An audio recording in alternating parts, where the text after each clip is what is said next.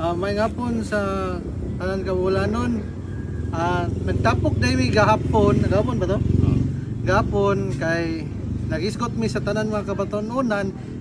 na aga ng pagbisyo-bisyo na og siya kay makamaot og naong unya kato ang advice pod ni kuya sa mga kabatonunan na ang kanang kuan pag siya kay makabati na way ayo jud siya. Onya katura sa mong tapok more to mong gistutan wa may gi lain gi paigo o unsa kay kami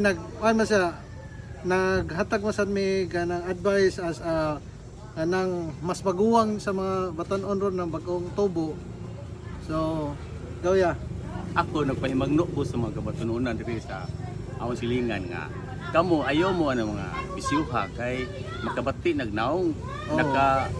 nakapasabot ko nila anak kay ako tungod na ako'y anak na ulitaw nga manghinaot unta ko nga di unta pud maapil-apil anak kay di ko dalin taas ko pangandoy ba nila mao din na tinuod.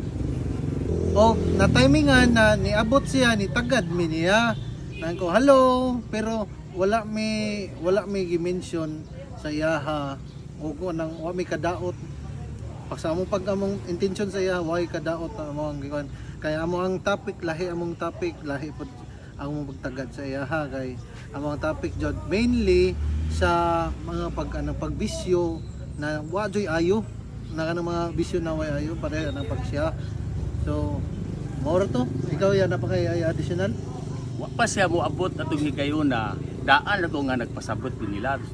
kay mo lagi dito ko mo angay lagi unta ang napita